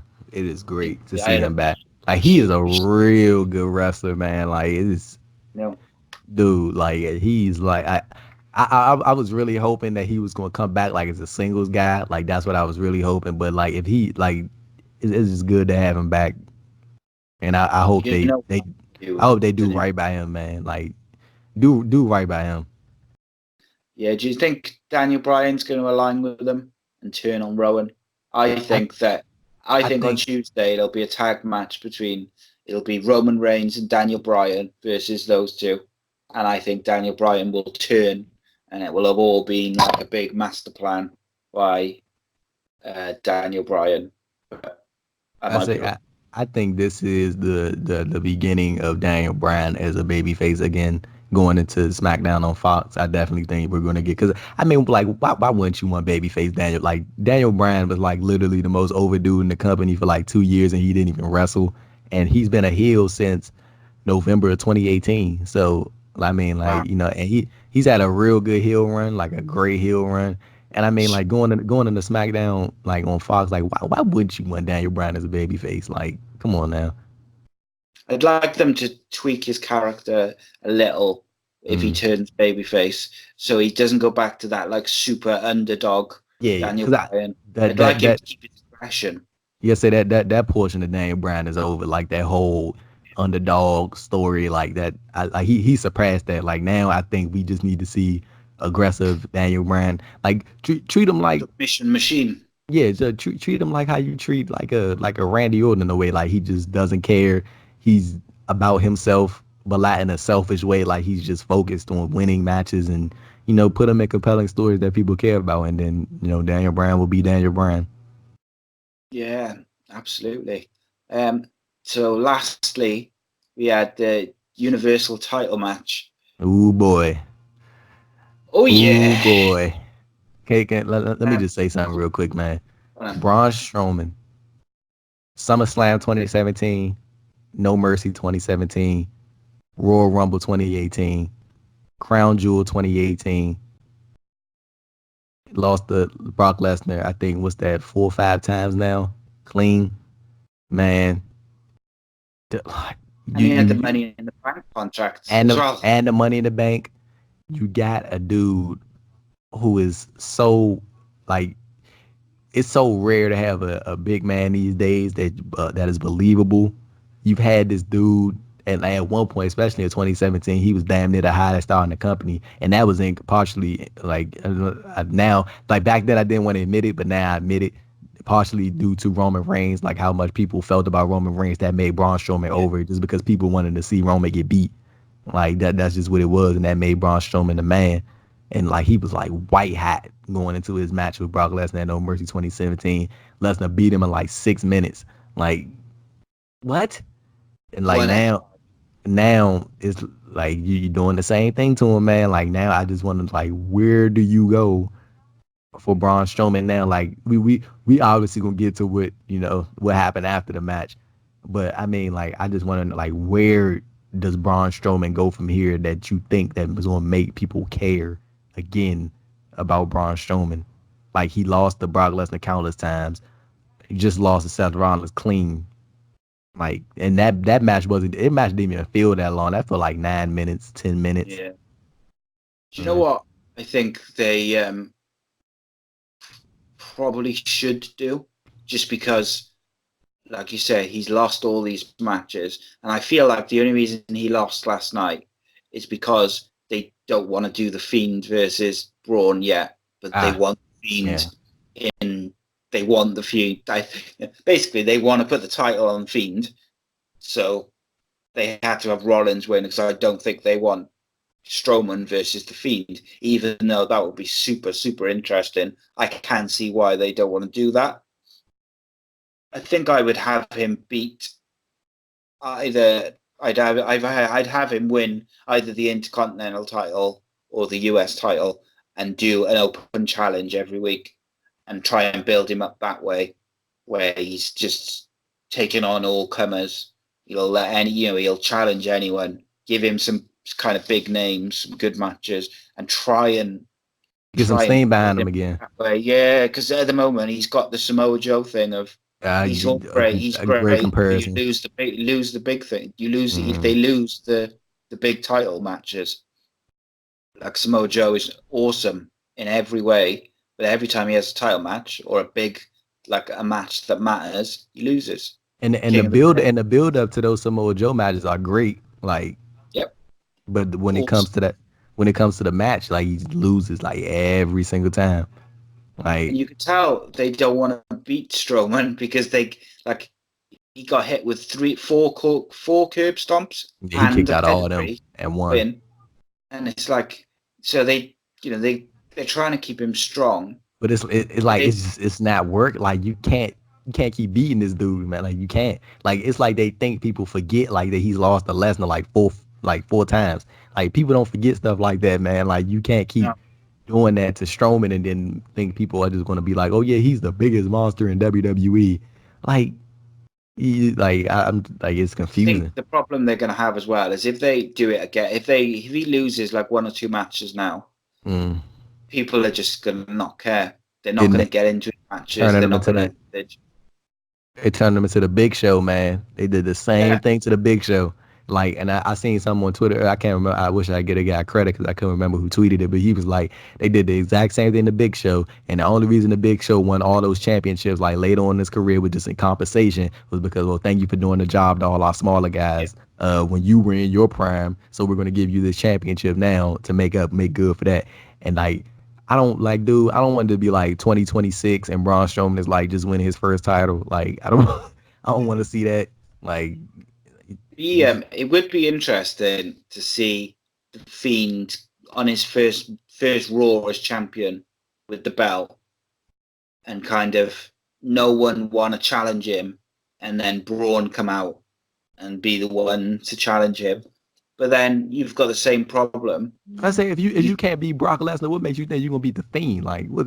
Like I'm talking about like just in storyline. Like that don't make sense. Yeah, it doesn't, and that's the problem, that they portrayed him as a guy who can't get the job done no matter how big he is, and that's the problem.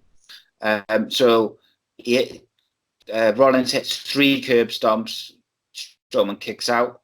He goes for another one. Strowman blocks it, so Rollins reverses it, gets him in a pedigree, hits another curb stomp for the 3. And then after the match, the Fiend appears and nails him with the Sister Abigail on the stage, and the Fiend attacks Rollins with the mandible claw to finish the show. And what I liked is they did the NXT thing where Rollins was on the stage, the lower third, baby, the dangerous the lower third. Credits. So you think he's not coming, and then he appears. And some of the photos which fans have been putting on Twitter of like the Fiend holding Seth Rollins, ready to do the Sister Abigail, is so good. Just so good. You want to know another visual? I would have liked to see, like, I don't know if I'm just being picky, but I would have really liked to see him holding up the Universal Championship. Like that would have been like a nice image, like just to have he has Seth Rollins' hair in one hand and he holding up the Universal title in one. Like that would have been like a great image to end the show with. Did you see the way when he was holding in his head? I think it was just before he did the mandible claw. It looked like the lantern. I think Kimber Last Kick took those photos on Twitter. She took those photos. I think that's real. It looked like the lantern. The way he was holding his head, it looked like his lantern, which makes me think it was intentional, which makes me think that when they do the match, he's going to have a lantern of Seth Rollins' head. That's my prediction for the match. So now going forward, man, just let's get it out the way now. Hell in a Cell, Seth Rollins versus The Fiend for the Universal title. Who's winning?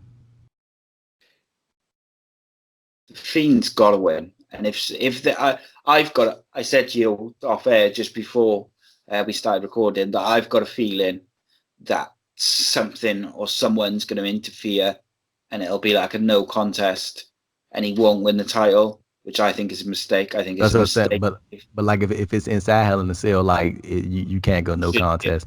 You can't. That's stupid. Like remember they did that last year with Brock Lesnar when he interfered in Roman Reigns versus Braun Strowman. Like how can you have a no contest in a Hell in a Cell? But that makes no sense. Like you can't just end the match. Like it's a Hell in a Cell. Like it's no rules. Like that it's just a pinfall. Like they just ended the match. Like it just stopped. Like that makes no sense. The Fiend's got to win, and he's got to win convincingly. Exactly. Like I was saying, like me and you said it off air. Like they backing themselves into a wall if they doing this. Like that. Like it's only one way to go. Like you either put the title on the Fiend or you face the backlash from the fans. Like the backlash will be terrible. Like people will be so pissed. Me and you literally said this off air. Like you cannot move this direction and then don't do it. Like you gotta do it. Like if you put him in this title match, you gotta have him win. Like he has to win. And then like the only thing I'm concerned about is I want, like me and you said, we talked about this off air earlier too. I wonder how they book him like as champion. Like you proposed the idea of like having nice guy Bray Wyatt be the one that set up these the title, like have him set up the title matches, be like title shots. Like being passive aggressive with it though, like you know what I'm saying, like trying to be like an a-hole, but like being nice about it. Yeah, that's what I would do, because I think the Fiend is not going to cut that many like promos. I don't think. I don't think he talks. So I don't. So you're going to have to use nice guy Bray. They might just use the Firefly Funhouse they did with the Undertaker, and I think I've been thinking about what you said off air about the end. You wanted to see the Undertaker versus the Fiend at Survivor Series, and I think they hinted at that, didn't they, with the Firefly Funhouse? So I think that would be a great way to establish him as like the top guy, the Is champ, the is hot is act. a is 11? Is it November 19th? I know that's a It's Survivor not the Series. Survivor Series date. It's the date that No. Undertaker I'm saying like debuted. what day is November 19th this year? Like, is that on a Friday Not 100% sure or is that actually. on a Tuesday or a Monday? So let's have a look. November 19th. I Because I know Survivor Series is on the 22nd or the 23rd. Because I know we're going to have SmackDown on Friday and then take over War Games the next day and then Survivor Series the next day and then Raw on Monday.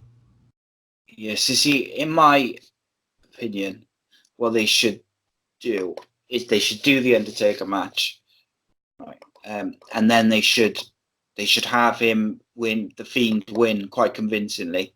So what are we? November 19th. Sorry, it's just like what day it was. November 19th is Tuesday that they're Oh, off. yeah. Down. Yeah, I don't they're know, off man. SmackDown. Yeah, it's got to be the Undertaker because he said "see you in hell" and all that type of stuff. So it's got to be that. It's just when. Well, I don't know how they get there, man. I'm not even gonna think too far ahead. I'm just thinking about what's gonna happen at Hell in a Cell. Like, we got 3 weeks to Hell in a Cell, so you know what I'm saying? Like how we just said, if they gonna do it, do it. Like, don't get there, then change your mind, and no false finishes and no interference. Look, man. I know Seth Rollins is the man right now. I love Seth Rollins as champion. He's a great champion, but like, you can't have this character and then have him lose. It just can't happen like that.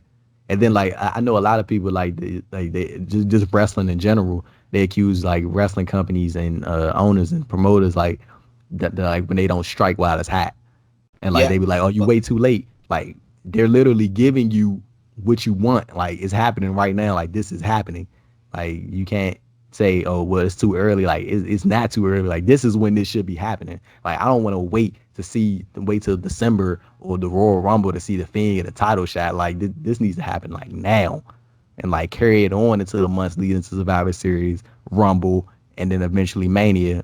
Like, cause I think if he gets the title, he's gonna be like a Brock Lesnar in a way, like an attraction. You're not gonna see him often, but when you do, you just know that it's gonna be important. And that's why if you are going to put the title on him, this is where you need to establish your mid card title as your top title, because Bray is not going to be around all the time. So when he shouldn't be. So the Intercontinental title or the USA title, that needs to go up, and you need to treat yeah, it as such. Like, you need to have top names going after it, because, like I said before, Bray, I don't think he should be around all the time. He should be like treated as an attraction.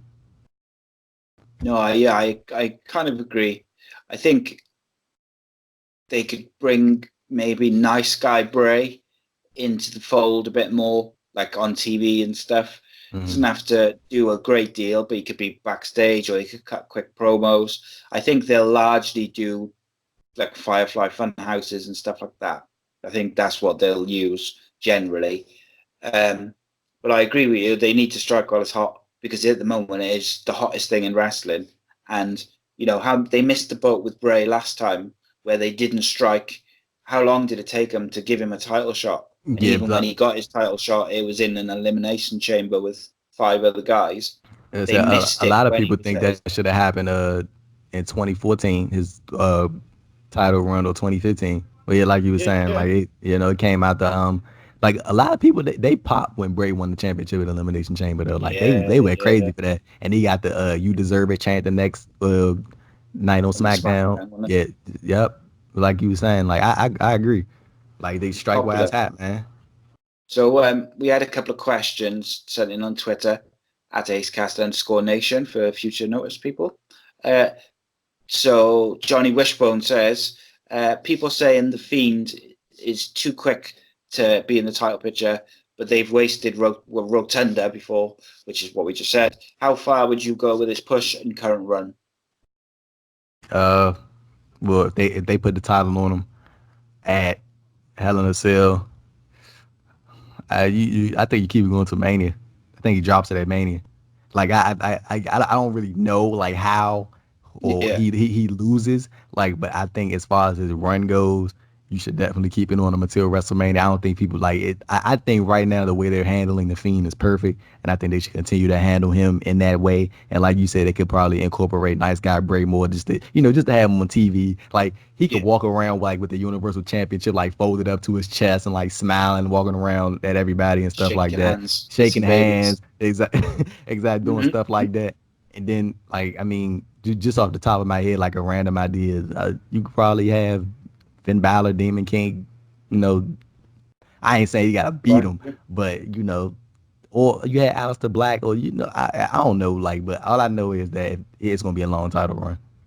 Yeah, it should be a long title run. I liked your idea of having the nice guy Bray on the TV and being really passive aggressive to people. I think that could be work really well.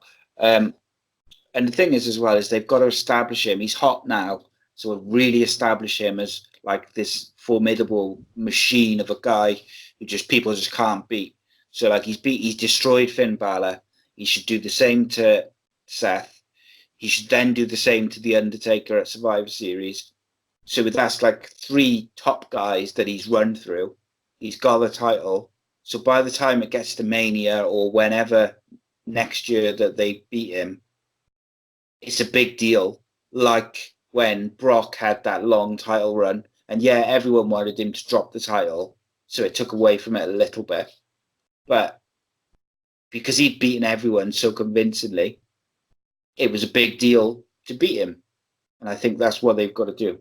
Um, I say for as far as Seth, like on the Seth portion, I don't think he should. I think Seth should get some offense, like a just good at the amount start. of offense on the Fiend, and like not little. I'm talking about like some big moves in, because I don't want, like, you shouldn't bury Seth Rollins, like 'cause Seth Rollins is the top guy. Like, not saying you can't make other top guys, but like you're gonna need Seth Rollins in the long haul. So I Yeah, honestly wouldn't do that. Like, I would have that match at least go like 15 minutes. Honestly, like I wouldn't like completely do them in, because like when you look at it from a long haul perspective, you're gonna need Seth Rollins yeah, around, because the Fiend is not gonna be around in ring a lot. yeah, yeah, So yeah. I agree with that. and nice guy Bray Wyatt, because I think having nice guy Bray Wyatt compete in the ring sort of takes away from the essence of the Bad character. idea. It's not gonna be good, man. Like, so you're gonna need Seth Rollins as possibly that U.S. champion, to carry the Yeah, brand while to be the top title, while Fiend is holding the Universal title. So I think it should go like at least 15 minutes. Let Seth get his stuff in. Like, don't let him get too much in, but don't have him just go out there and look like a wimp, like he's like a Fiend just yeah, bullies him around.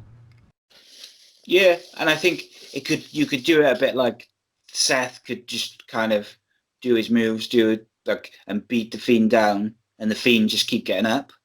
That Mm. could be kind of cool. Where like he just keeps getting up, no matter what he does, he just kind of keeps getting up and growling at him or whatever.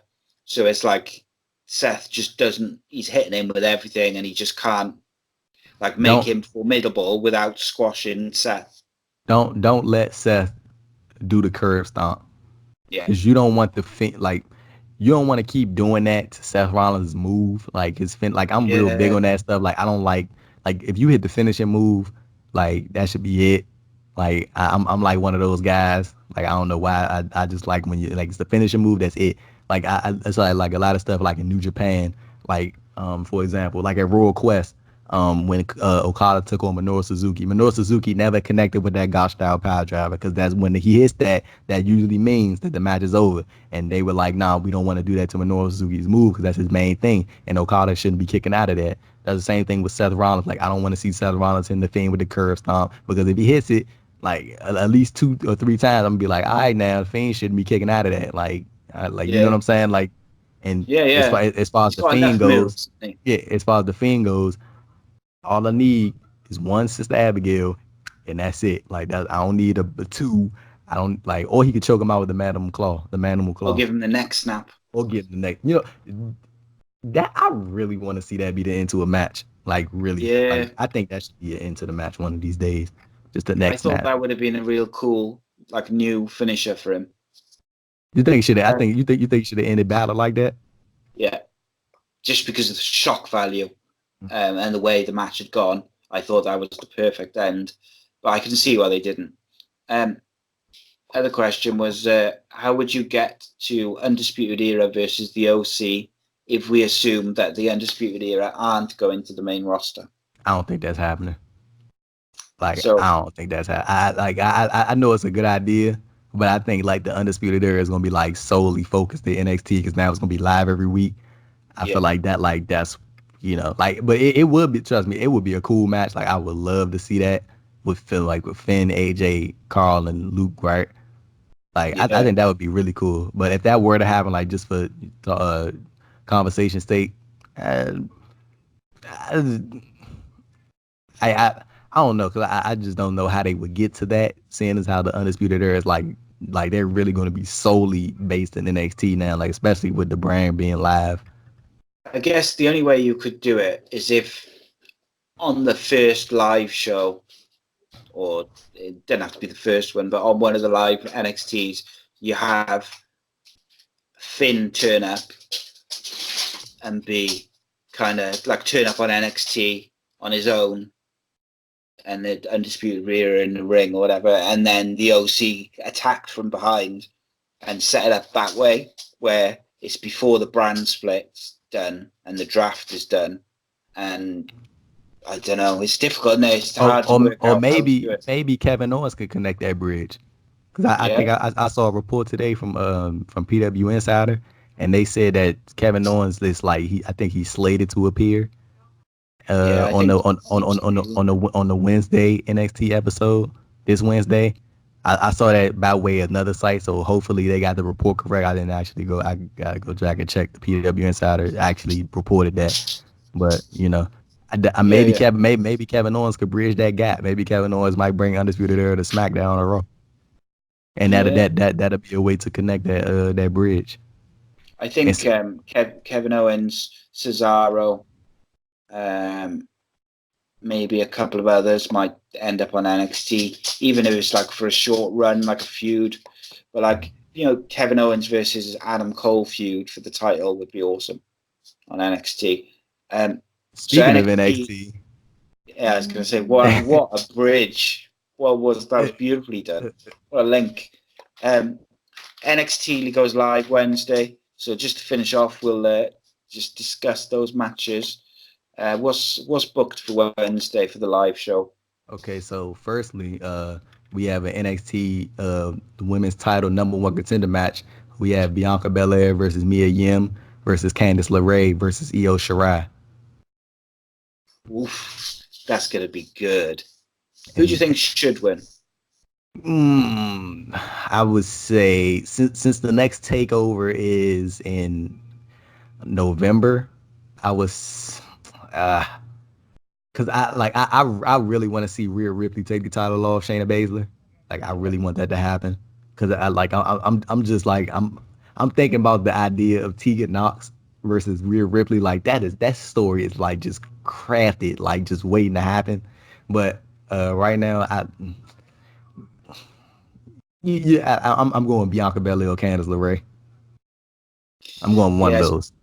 As much as I like Io Shirai, I feel like they don't want to go back to that well. So yeah, I'd quite like to see Candice do like an underdog versus Shayna, because they haven't really done that in the last couple of matches, where it's like Candice LeRae is like your stereotypical underdog character babyface, isn't she? She's like your Daniel Bryan's and your real sort of cookie cutter babyface. So that could be kind of interesting versus Shayna to do that kind of match, and she can work as well, Candice. Yeah. So what else? What's the other match? We have Killian Dane versus Matt Riddle. I think it's this time it's a street fight or a no DQ. It's one of those, but I know it's like it's gonna be no rules. So that's gonna be a good one. I think that was real good. Last time Killian Dane beat Matt Riddle 1-on-1, so I think they're gonna give Matt Riddle his win back. Yeah, especially with it being the first live show on USA. Oh, definitely. They're gonna want, Matt Riddle is going to be one of their top guys, I think, isn't he? Unless they draft him to Raw, ready for his WrestleMania match versus Goldberg and Brock Lesnar and stuff.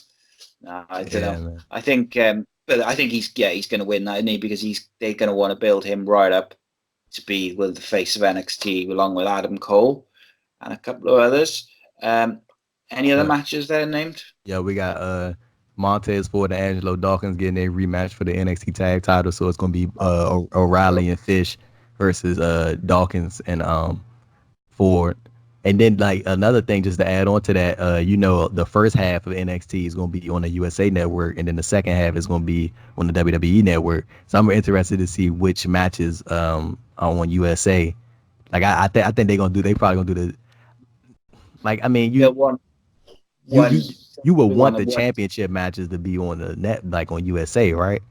Yeah, yeah. So maybe they'll finish on that, like Yeah. that. They'll like do like one match and then have the Oh yeah, yeah. You're right. You're title right. match, Uh. tag team title match at the end of the first hour, Mhm. and then finish on the Matt Riddle match in the. But then they're going to want Matt Riddle on USA Network. It would be interesting to see what they do. So who you Uh, think wins the which tag title the match? Riddle or the tag title? I think Tag title. Undisputed Era have got to. Yeah, I think they win too. I I think think they're going to be Undisputed booked as retain. a big force, and I wouldn't be surprised if the Street Profits end up on Raw. Raw or SmackDown. I'd like to see them on SmackDown go against the Revival and the Usos and stuff. And I then think oh, go ahead, continue. I was just going to say I really hope with this draft they include NXT and Mm. they just really like rejig all the rosters to give us like really fresh matches and feuds coming out of it. Not just like one guy goes back there where he was 6 months ago, and do you know what I mean? Like Mm. I want to see some new feuds, new matches, new stories. I've had my fill of the same guys. I want to mix it up. All right. Go on, Let's sorry. say so.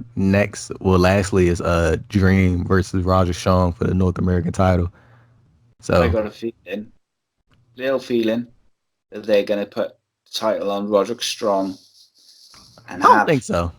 have the first NXT live finish with the Undisputed Era with all the gold, and then in the draft, uh, Dream moves don't no SmackDown no and Raw. no don't see No, look Vince wants to get his na- hands on him.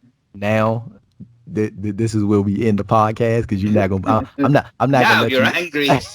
I'm not gonna let you put that evil in the world like that. No, you don't. No, you don't. The dream retains, continues being North American champ. But like Forever stays in but NXT. in all seriousness, I can see either one of those happening.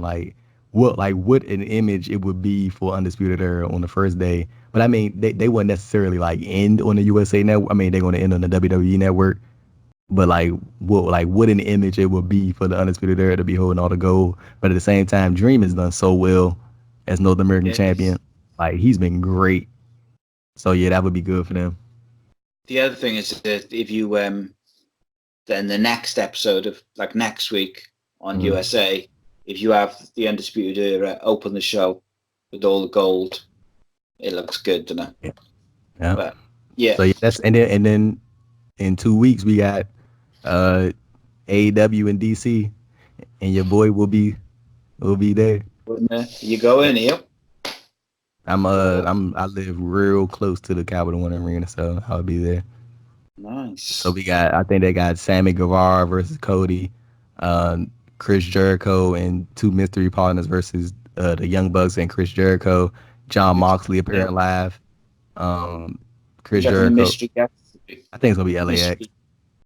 Yeah, I think the only problem with that is But they're not mystery. They yeah, appeared all out. So I mean, I don't, maybe they got some tag team in the bag. You never know who they possibly could have. trying to think who's out there. If there's anyone like linked to It's Jericho it's or probably somebody that we probably are not even guessing right now, like who they probably yeah, yeah. knocked up for that.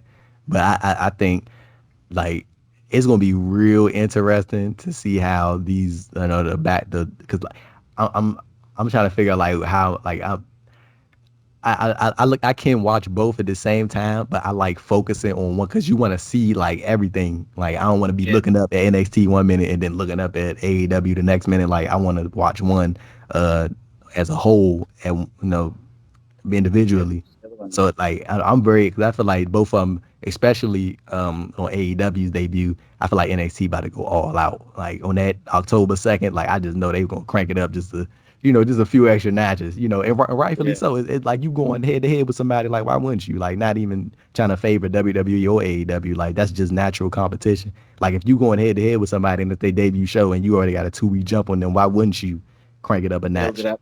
Yeah, exactly. Why wouldn't you? And the same thing with AEW. I'm pretty sure when NXT has one of their big shows slot, I'm sure AEW probably gonna crank it up a notch. Just to. And AEW is already pushing stuff out there. You got a world title match, and a women's title match on October 16th in Philly. So you already know that's coming. Jericho gonna be in action. Uh, you Yeah. know. The other thing is if say like the first couple of weeks when they're both on, one of them gets higher ratings, Oh yeah, they're that's gonna gonna be crack it fun. up even That's more. gonna be so much fun. I'm interested in like in the banter that's gonna be held on Twitter Yeah, about that. Like who has the highest rate. Like it's fun, man. This is gonna yeah, be fun. especially when you consider that like the top guys in NXT, like Undisputed Era, they're friends with like the Young Bucks and uh, those guys and like SCU and stuff.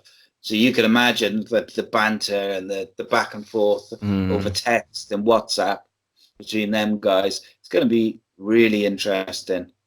So Which one? we oh, go ahead, Go on. continue. I was just going to say which one will you watch first?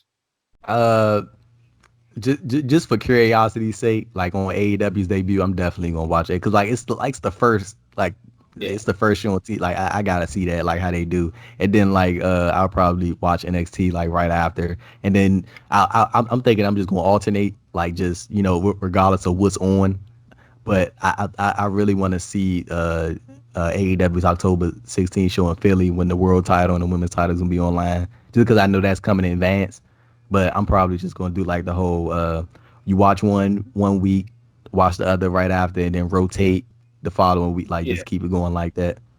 What about you? yeah. I think probably do the same. I think Just keep unless there's rotating.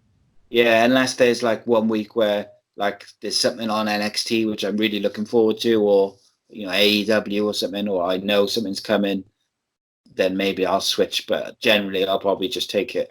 How are we Take it. gonna keep up with NXT UK? How are we gonna Oh keep? no, it makes me sad. I just Yeah, don't know man. how. Because Did you see, just a quick note, did you see they took the Progress World title off Walter yesterday? yeah, Eddie that was Eddie Dennis interesting. Eddie Dennis, the world champion, man. I was like, whoa there. Strange, man. Yeah. Eddie Dennis. It's a weird one, that is. But there we go, Walter. Do you reckon? What do you think of the? Have you seen they're doing those like 3 rounds in the UK NXT? With the British rounds match. Yeah. What do you That think was of that? that was cool. That was something I never heard of that match before, so that was like real interesting. I know it's been done before, like obviously, but that was like real interesting to me. I saw the like the rules breakdown. I gotta go back and watch the match, like actual match, but like the rules breakdown was like real interesting. I was like, that's different. Like I never heard of Yeah. that before. Me being a young baby and whatever. So Not an yeah. old man like me. I remember World of Sport on a Saturday. Jesus. But last thing then, I noticed Sid Scala was wrestling as well on Mm. NXT UK, which I've found quite interesting that they've because he's always been their interviewer guy, haven't he? He was Uh, a jobber, and then he was I don't know. I hate saying that word. He was an enhancement talent, and then they put him with Johnny Singh because I don't want to Johnny speculate. Singh couldn't remember his Yeah, words. That's yeah. why. Jesus, that's terrible, though, isn't it, Yeah. man? That's basically. Can't remember his words. I'm glad you went ahead and said it because I wasn't gonna say it, but I'm glad you said it. So yeah, that's basically what it is. Yeah. Yeah, it's true. Well, he's an old man. He's older than me, man. Mhm. So We've been yeah, live for 2 hours, folks. yeah, 2 hours. Jesus. It don't It's even a feel long like show. 2 hours. I know. I didn't even realize until I just looked at them. We're just talking. Right. Thank you for joining me, mate. No problem. Guys, check us out on Twitter at ACEcast_nation. Check Andrew out on Twitter, Andrew AD Thompson __. I got a little scoopsy too for the podcast Go on then. on the weekend before September 27th. I had a little interview dropping, so stay tuned. There we go. I'm not gonna say who, but you will see it. You will Where see can it. they find that? It was that you should find out at Post Wrestling, man. It's gonna be a Post Wrestling. What's their Twitter? At Post Wrestlers. It is at Post Wrestling. Yep. Yeah, check out Andrew's writing and interviews there because they are real good. Very talented dude, very good dude. Thank you for joining me, my friend. No problem, And brother. we'll be back for the next pay-per-view, probably Hell in a Cell if there's nothing in between. What we should do, we could hop on after AEW and NXT's on October 2nd. Yeah. We could talk about that. See how those two shows compare. That's on October 2nd. Isn't it Hell in a Cell that weekend? Hell in a Cell's that weekend. So should we just we'll do another 2-hour show talking about all of it? Yeah, just do that. All right, cool. Thanks for joining us, guys, and we'll see you next time. Peace.